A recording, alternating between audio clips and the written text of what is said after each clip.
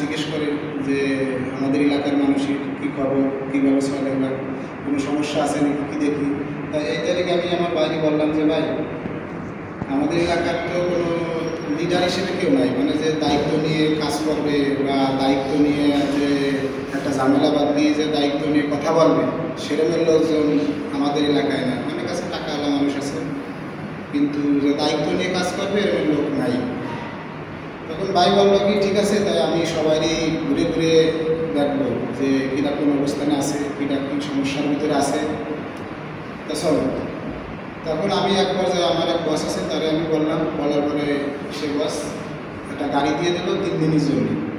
বা যতদিন আছে বলছে তোর ভাই যতদিন আছে ততদিন এই গাড়ি ব্যবহার করতে হবে। তখন ভাই মালয়েশিয়ার এই প্রান্তের থেকে ওই প্রান্ত ঘুরতে ঘুরতে কোন জায়গায় আসে, কারণ ভাই তো চেনে না। আমারও বলছে ভাই বাড়ি কোন জায়গায় কি ডাকি আছে, সবাই বলে দিয়েছি, সবার সাথে তারা গেছে, দেখা করছে। একজন 3-4 ঘন্টার পর তার সাথেও যে ভাই দেখা করছে যে সে কোন হালে আছে কি দেখি। আর সর্বপ্রথম হলো কি এখানে সবাই যেহেতু আমরা এক হয়েছি আমাদের কোনো ফান্ড নাই, আর দ্বিতীয় কথা আমার ফান্ডের দরকার নেই, কারণ যত কিছু আছে ভাই বহন করবে, সব কিছু ভাই বহন করবে। যদি কোনো লোক মারা যায় তার লাশ পাঠাতে করতেছে না বাংলাদেশে, ভাই সহযোগিতা করবে। আর বাইরে একটা কোম্পানি আছে, নতুন একটা কোম্পানি করছে সিঙ্গাপুর, ডিএস কোম্পানির নাম ডিএস। সেই কোম্পানি থেকে যে কিছু আয় হবে সেই আয়গুলো ব্যয় করবে প্রবাসীর জন্য। যদি কোনো প্রবাসী কোনো সমস্যা থাকে ভাইয়ের সাথে যোগাযোগ করবে, ভাইয়ের সাথে যোগাযোগ করলে যতটুকু ভাই পারে ততটুকু সহযোগিতা করবে। বিশেষ করে আমাদের কোথায় 6 নং ইউনিয়নের অনেক মানুষই আছে এই জায়গায়, অনেক মানুষ উপস্থিতি হতে পারিনি বৃষ্টির জন্য। আমি মাসুদ ভাই তারপরে ওহিদ ভাই আমরা একসাথে গেছি মানুষের সাথে দেখা করতে বাইরে নিয়ে। ভাই তাদের সাথে শুনেছে, শোনার পরে ভাই এই সিদ্ধান্ত নিয়েছে যে আমি এই পদক্ষেপ নিব। তা আমরা ভাইয়ের জন্যে আল্লাহর কাছে দোয়া করি যেন ভাই সুস্থ থাকে আর ভাই কোম্পানির জন্য ঘুরে দাঁড়াতে পারে, আমাদের পাশের জন্য ভাই দাঁড়াতে পারে। এইগুলি আমার বক্তব্য আমি এখানে শেষ করলাম। এখন কথা বলবে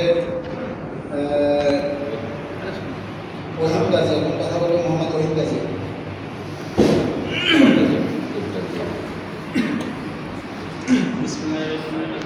আসসালামু আলাইকুম।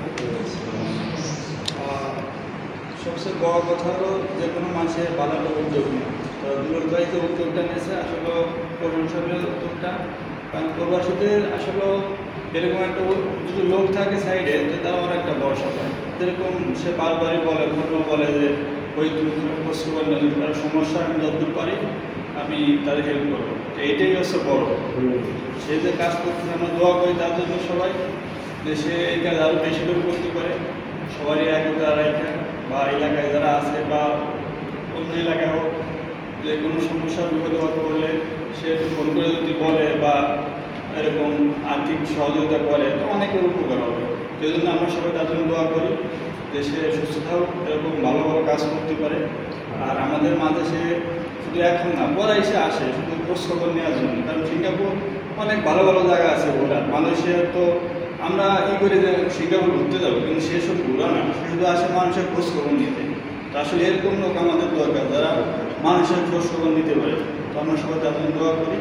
তো সে আমার কথা বলবে, তো আমার কথা এখন শেষ করি।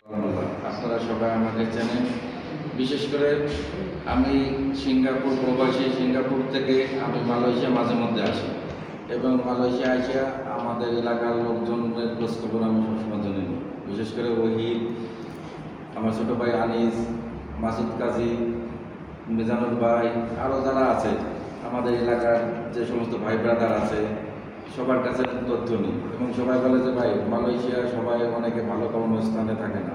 যেমন আজকে পুজোর আমার বললো যে ভাই পুজোর একটা ডাক্তারের কম্পাউন্ডার অ্যাসিস্ট্যান্ট বলছে যে তার কাছে একটা বাঙালি আছে কিডনি বিক্রি করার জন্য, যে আমার কোম্পানিতে কাজ নাই, আমি কিডনি বিক্রি করবো, আমার কিডনি বিক্রি করে চলবে খাবার খাচ্ছি।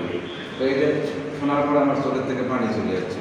আসলে এই যে করুণ দৃশ্য, আমি চাই না যে বিশেষ করে আমার অঞ্চলের লোকজন এই ধরনের কোনো করুণ দৃশ্যর মুখোমুখি হোক। আমার এই জন্য আমি সব সময়ের জন্য আমার এলাকা, বিশেষ করে আমার কোদালি ইউনিয়নবাসী, মোল্লাহাট উপজেলা, বাগেরহাট এবং এই যদি কোনো ব্যক্তি মালয়েশিয়া, সিঙ্গাপুর, বিশেষ করে দুই কান্ট্রি যদি কেউ কাজ কাম যদি কেউ না পায়, এবং বিশেষ করে মালয়েশিয়া আছে, কারণ সিঙ্গাপুরে জলের ক্রাইসিস খুব কম দেখা যায়, মালয়েশিয়া বহুত আছে। যদি মালয়েশিয়া আসার পরে যদি সবাই যদি কাজ না পায় তাহলে আমার সমাধান হবে এবং তাদের কাজের ব্যবস্থা ইনশাল্লাহ আমি করে দেবো। যেহেতু আমার ছোট ভাই আনিস মোল্লা আছে।